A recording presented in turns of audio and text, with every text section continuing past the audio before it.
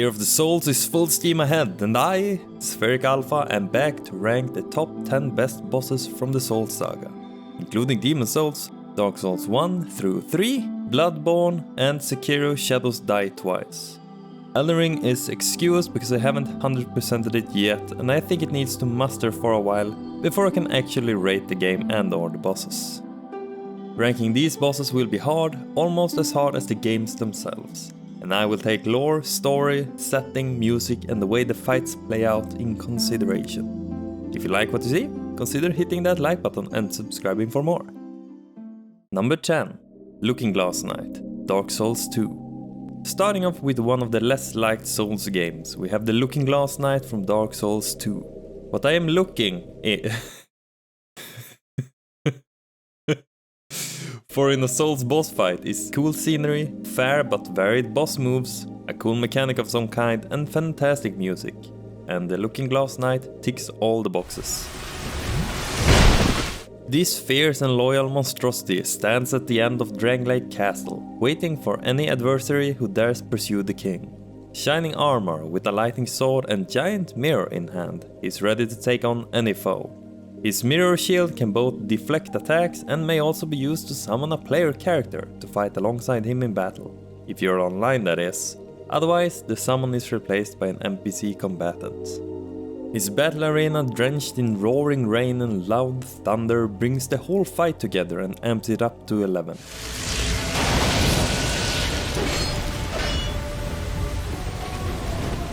Throw in an ominous, bombastic soundtrack and we've got ourselves a battle worthy to be on the top 10 best Soulsborne bosses list.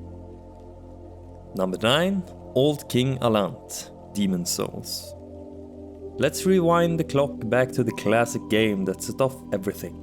Demon Souls had a lot of freedom in creation after it was considered a failure, but after Miyazaki took the reins, it became a cult phenomenon. Demon Souls had a lot of unique ideas, including one of my favorites, World Tendency. But perhaps among the most punishing ideas was a boss fight that wasn't just tough, but also a boss that could de-level your character permanently. All that hard work gone in the blink of an eye. Old King Allant, or False King if you prefer that, boasts one of the highest peaks Demon Souls reaches through combat alone, and he's considered one of the harder bosses in the game. Add in a large HP pool, distance closing dash attacks, magic AoEs and shockwave slashes, and you have a boss that's hard to top. Number 8. Gwyn, Lord of Cinder, Dark Souls. The last boss of Dark Souls, Gwyn, once holding the moniker of the Lord of Sunlight, was a great warrior who battled the dragons and subsequently linked the First Flame. Stories of his deeds and achievements reach wide and far, and most, if not all, in the kingdom knows of him. But now, you need to fight him.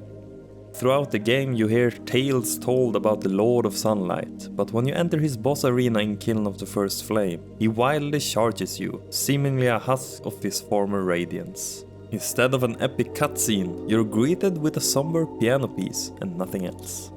This fight is the epitome of why Dark Souls was and still is regarded so highly. Contrast through in-game storytelling and shattering of our expectations.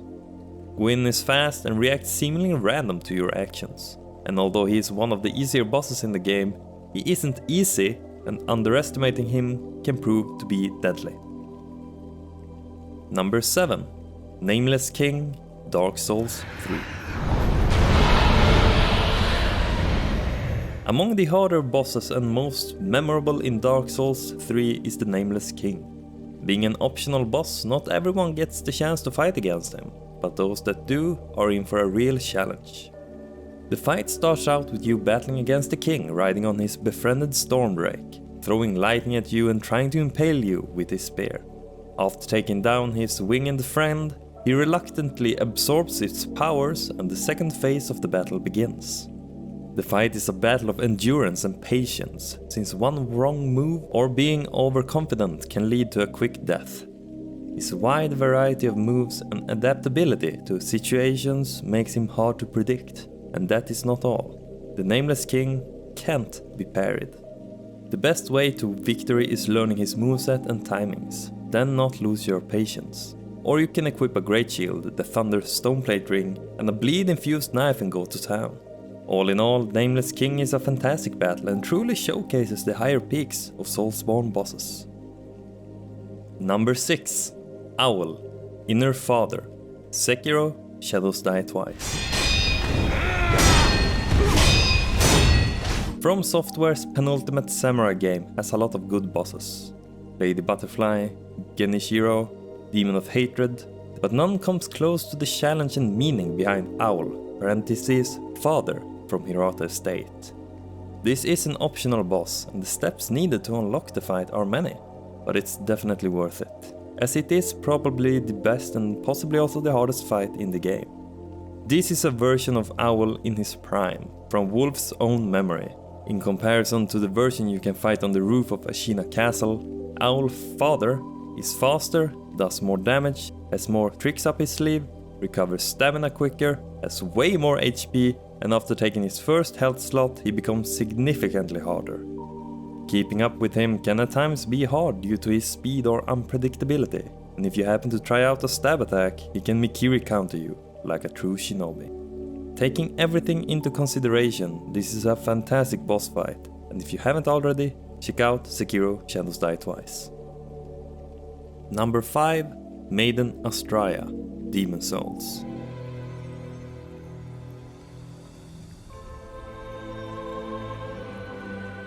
At the very lowest points of the Valley of Defilement, far beyond the swampy, plague-ridden places where you'd been before, you'd expect to find a loathsome archdemon waiting for you, the repulsiveness mirroring its surroundings. Yet instead stumbles upon a young, holy woman and her valiant knight. Clad in the whitest robes, now drenched in mire and rot, Astraea laments you for coming to this sanctuary of the lost and wretched, and begs you to leave, if only you could. Having to fight Gael while he questions your motives is hard enough, but if you happen to kill him, he dies knowing that he failed his Astraea. What makes this even worse is that you don't have to kill Astraea. Talking to her makes her judge your actions, accepting her cursed fate before committing suicide and handing over the precious demon soul. Do as you like.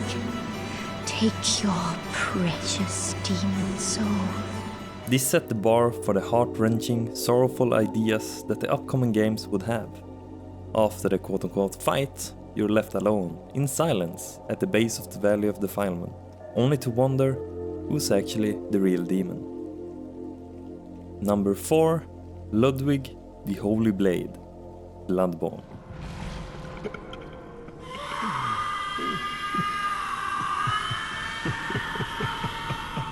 Time for an entry from my favorite Souls game. This boss is found in the Old Hunters DLC, at the end of the Rivers of Blood. Ludwig, once a holy hunter of beasts, is a show of what happens when hunters are devoured by the lust for blood. This beast is a fast boss, even by Bloodborne standards. His ferocious swipes and unpredictable lunges can easily take you down in a flash. Fighting a former hunter and seeing his horrifying transformation paired with the arena the battle takes place in are a perfect match. Should you manage to take down half his life bar, his true colors comes out. His bestial insanity is mended by his Moonlight Greatsword, and Ludwig the Accursed becomes Ludwig the Holy Blade, the old hunter from back in his prime. Gone are his raging madness, and a more elegant, skillful knight takes its place, one more deadly than his beastly form. Rending claw attacks are replaced by sweeping slashes and magical attacks. This boss fight is a fantastic showcase of Bloodborne running on its highest gear, including the sinister soundtrack composed by Nobuyushi Suzuki.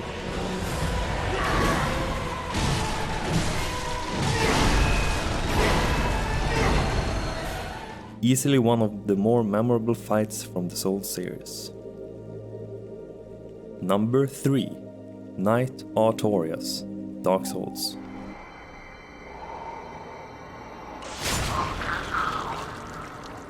Artorias is the answer to the question, what makes a boss fight, specifically a Dark Souls boss fight, special?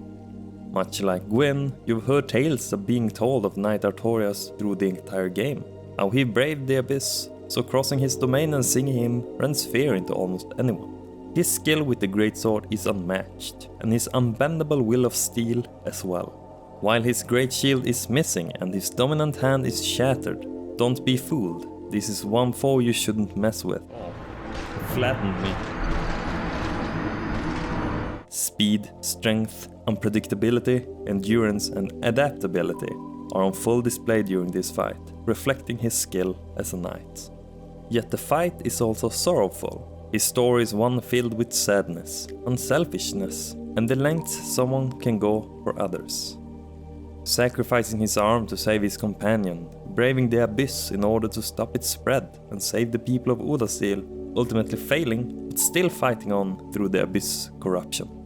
It's hard not to feel remorse while doing everything you can to defeat him. Knight Artorias is one of the best fights in gaming, and although Dark Souls is starting to age in places, this fight is not one of them. Number 2. Slave Knight Gael, Dark Souls 3.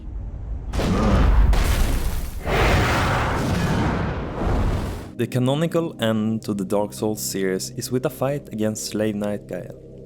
Being the final boss of this popular and long-lasting series holds a lot of expectational weight, and Gael certainly delivers.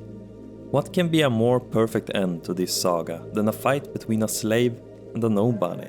A fight for the possibility of a new world created from the blood of the Dark Soul, a world free from decay. Equipped with a repertoire of moves and deadly combinations, this former companion has every tool he might need to be victorious, but so do you.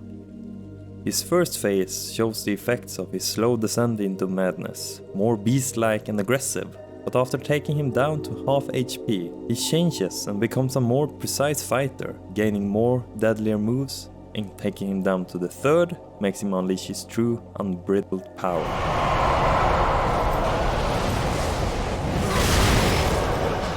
This boss fight feels never-ending, an onslaught keeping on until the end of eternity, among large, barren wastes of ash, thundering skies, miracles and flowing, burning slashes.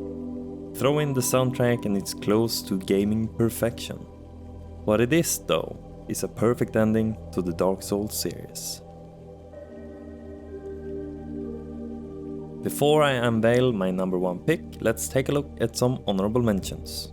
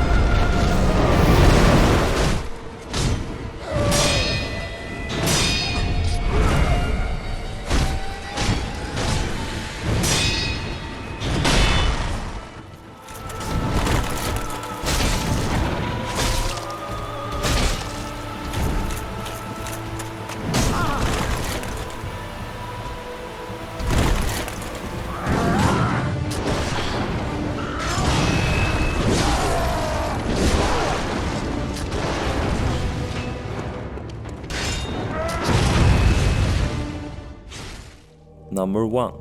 Gehrman, the First Hunter, Bloodborne. Oh, it doesn't matter.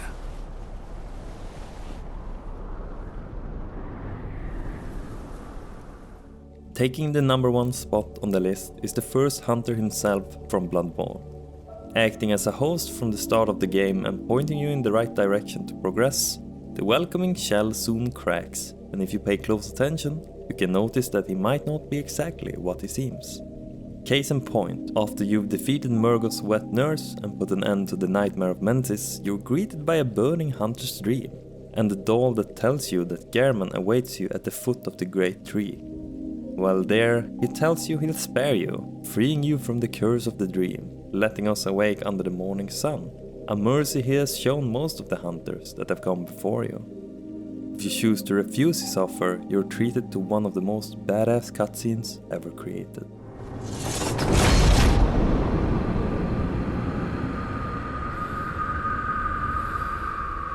Tonight, Gehrman joins the hunt. The old hunter has officially joined the hunt, and he's far from a pushover. The old handicapped man from moments ago are gone, and the first hunter has taken his place. His large, curved sword, transformed to a scythe, is utilized to its full potential, with lunging swipes and tricky setups. When far away, he dons a heavy-hitting pistol, so there are hardly any time to catch your breath. He fights you to his last breath, beyond what his body can take, all to spare you from the same position and pain he has experienced for an incredibly long time.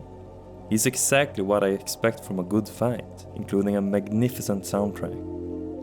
Gehrman is, by all means, the very best boss in the entirety of the Souls series.